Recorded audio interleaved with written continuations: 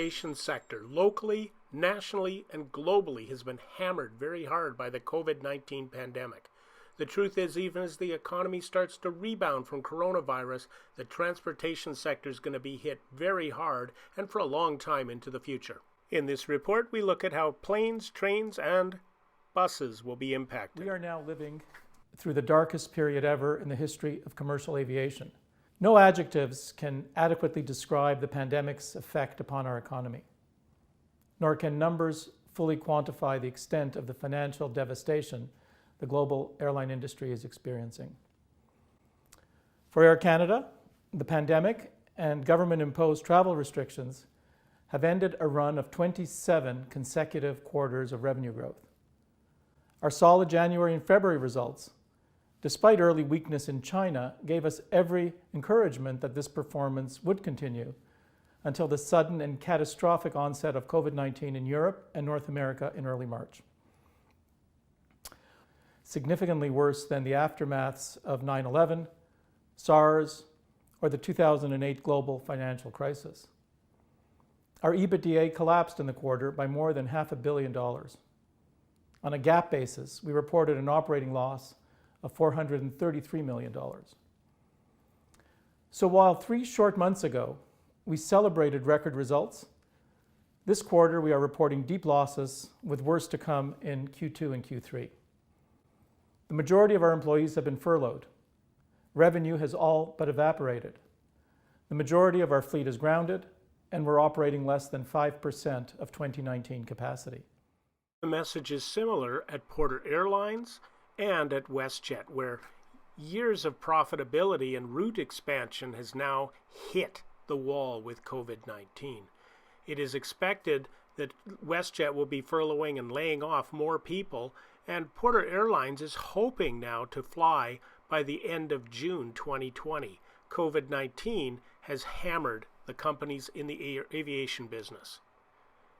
If there is a bright spot, perhaps it's here in Ontario, with Ontario Northland Transportation planning to expand out into the Thunder Bay area. This is a long-expected move, and here we've got Minister Greg Rickford and the CEO of Ontario Northland talking about the arrangements. Business case to come to Thunder Bay will pay for itself, but the investment that the taxpayers make in ONTC should be reflected in their ability to access parts of northwestern Ontario. That's what today is really all about. Well, we've been providing transportation services for over 100 years, and so our depth of knowledge and skill set to provide and connect communities in the north is second to none. And so the province is really committed to expanding and integrating various services and came to us for a business case, as government does, as an agency of the government. And we were proud and happy to provide that information so that we could do this expansion. Yes, we've procured more buses to expand this service, we're going to, as Greg mentioned too, we're going to be working so that we can really optimize our buses and integrate private carriers in some of the routes that we are already in to make a more integrated solution that supports the small businesses in these smaller communities. When you speak about integrating the service, so a customer, say for example, getting on a private carrier, buying a ticket, say wanting to go to Ottawa, are they going to be able to do it in one shot? So let me give you a good example. We provide service in Manitoulin Island, we provide services in Elliott Lake, and both of those are integrated with private carriers. So you go onto our Ontario Northland website to purchase a ticket, and you get a ticket from either Manitoulin Island or Elliott Lake, but that integration from that community out to our bus spine is their service. Customers don't realize that. It's just a seamless integration, so they can go from their home in Elliott Lake all the way to Ottawa with one seamless ticket. So that's what we're looking for, and that's really what, when you look at it from the perspective of the passenger, which is what we've really tried to do and really get more close to what their needs are with Wi-Fi and entertainment solutions. That's when we see that it works so well with these private carriers, and we're hoping to expand that model as well. Yeah.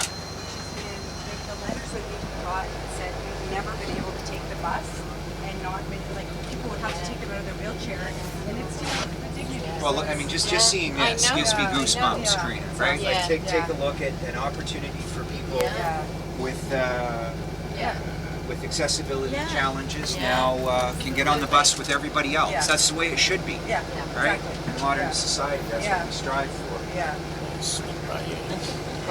Very nice. Look at this beautiful white bathroom too. It's a place you could actually... Joining us by phone is Kasper Rovinescu, the CEO and president of Kasper Transportation, a bus line that operates from the Greenstone area right to Winnipeg with routes into Sioux Lookout and down into Fort Frances. Kasper, welcome to Net News Ledger. Hey, how you doing, James? Hope you're okay. Well, we're working and it's a long weekend, so I don't know how that is, at least though we're working. Kasper, one of the questions we want to ask you is that since Kasper Transportation suspended service in early May, what is the company doing to move forward post-COVID-19 pandemic? Well, unfortunately, we had to suspend our service on May 2nd. Our sales have dropped significantly, not allowing us to continue at a break-even point. We understand that many other businesses are facing challenges under COVID-19 era. And over the coming months, Kasper Transportation is going to have to redesign our schedules and routes to align with Ontario Northland Transportation and other bus companies and work towards restarting our operations in a post-COVID-19 era. We also realize that the transition in transportation, there's going to take some time. It's going to be fairly slow to come back to previous levels. There may be other changes necessary that we still have to consider. However, we're confident we can achieve those targets in the coming months, and we feel that we can strengthen our relationships with our existing customers and work towards being a better company. Our team has reached out to the local politicians like Ministry of Health Patty Hajdu, Marcus Pavlovsky, Judith Montefiore, Ontario Ministers Caroline Mulroney and Greg Rickford. And we've been talking to FedNor and seeking federal support under the new program they have announced. We are reaching out to 62 of our corporate customers to work with them on how we can service and meet their needs in a post-COVID-19 era. We also do provide courier services for many agencies that require urgent temperature-controlled transportation. We are looking at every possible way to find ways to strengthen our company and position ourselves for the future. Thank you for that. That sort of helps a little bit. Now, Kasper, what do you see Ontario Northland Transportation's new service as doing to impact the region? Well, I want to congratulate Ministry of Transportation Caroline Mulroney and Minister Greg Rickford and the Ontario government on a first good step. It's only a good first step. The ONTC expansion from Southern Ontario west towards Northern Ontario is a long expected move, but it's just a start. We have had 20,000 customers last year, and about 19,000 of those customers are excluded from this new service, this new route. Majority of our customers are not going to be serviced at this point and will go out without intercommunity bus service if we're not able to service them. We are a Northern Ontario-based solution. Kasper Transportation is a Thunder Bay company. It all started in Thunder Bay. It's all been created by Thunder Bay people. It's important that the local community and the government, politicians and administrators support local solutions because we understand the local problems and we have a personal connection with the region and the people we service. The very unfortunate part is that with this announcement, communities like Greenstone, Geraldton, Beardmore, Long Lac, Red Lake, Pickle Lake, Fort Frances, Atikokan, Mishkeguming, all will be left without service. Those communities are the ones that need it because there's a population there that does not have other means of transportation and there's no airlines going into those communities or not frequently enough. We need to make sure that all of us can win, not just some of us. It's important that in this post-COVID-19 era that all these people have access to essential services. And if they don't have us or ONTC or whoever provide it, they're going to end up not being winners, or you can say, unfortunately, become losers in this whole situation. Kind of a final question, a little bit different, Kasper. We've been working together on different things in the media for years. We've done a lot of interviews. You always are adamant about being an entrepreneur. What does being an entrepreneur mean to you, and how would you like to explain that to our viewers and readers? Well, being an entrepreneur means that I'm a problem solver. What I did is I wanted to solve the transportation problem because people in the community have told me they had a problem with airlines back in the day, and now it was buses. We play a key role because we're able to do things quicker and efficiently, and that's the job entrepreneurs play in the economy. Elon Musk, one of the best examples of an entrepreneur, has created new industries to solve problems and move technology forward, like SpaceX, Tesla, and Solar City.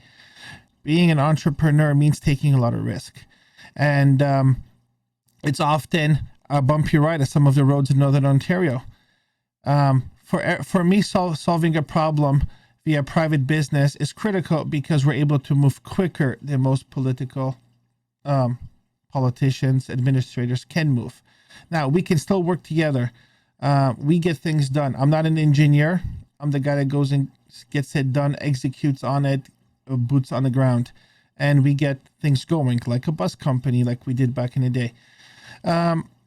We still have a problem right now because ONTC is only solving 10% of the problem that we have had. We've been talking with them back and forth for many months right now, and we've made it very clear what is the demand in the region. We've been trying to explain the demand in the Greenstone area, Suluco, Fort Francis, and that those communities represent 90% of the traffic. 19,000 people in the last 12 months came from those communities, and right now they're being excluded from the existing bus network going to Winnipeg. Unfortunately, that bus network is interfering with our ability to function because we need a commitment from the federal or provincial government with these new realities like COVID-19 to be able to stay in business. Now, we don't want to compete with Ontario Northland. We think they're servicing a trans-Canada market. And right now we have not had much communication back and forth on how we can work together. I've tried my best to talk to them. I tried my best to set up our routes going forward so that we can feed their traffic and they can help us vice versa. It is imperative that the ministry goes ahead and solves the problem 150% themselves, or they continue working with entrepreneurs. And we are the best ones in the region to do that. We are already established, already have vehicles in place. We already have experience front desk administration. We have the booking system, we have the exact same booking system as ONTC. So we do need to get a phone call so we can keep working together. I am not upset about this. I'm just upset that there's going to be a lot of customers that are not going to get serviced in this. And I have a very bad feeling that the existing announcement is going to be used as a justification that the government and the Ontario government has done enough for the region. Well, it's just a good start. Let's finish the job. Let's make sure we get all the resources we need and we don't just get a small fraction of what's required to allow the bus industry to function properly. A lot of businesses in Thunder Bay depend on traffic that comes in on the bus. Same with Kenora. Hotels, restaurants, social services, education. All these people need to come here. Minister Rickford himself has acknowledged the importance of bus service. But let's not forget about all these other communities. And that's what I'm angry about. I'm angry that all these people are going to end up getting a bad deal. I am more than happy to move on to solving new problems, but I cannot do that until all these communities get the service they deserve. The way we did it is we did it with private funding. We did it with our own resources. And there's only so much you can do with private resources. So if the government's willing to help, great. If they're not willing to help, then at least let us do our job going forward. That's all we're asking for. Let us do our job, work with us, or just agree to do it all yourself. Kasper, thank you for taking the time to talk to us. Have a good rest of the week. I would say happy Monday, but as I'm hearing from many people, including Minister of Health Haju, who says it's almost starting to feel like every day is Wednesday. This is James with Net News Ledger. Stay tuned and stay safe. Thanks, James. We'll talk to you soon, hopefully. The transportation story continues with Via Rail, where shutdowns and suspension of service is now the norm. The company will be requiring help to start up. This is James reporting from Net News Ledger from Thunder Bay, Ontario, the heart of Canada. And, hey, make sure you hit that subscribe button.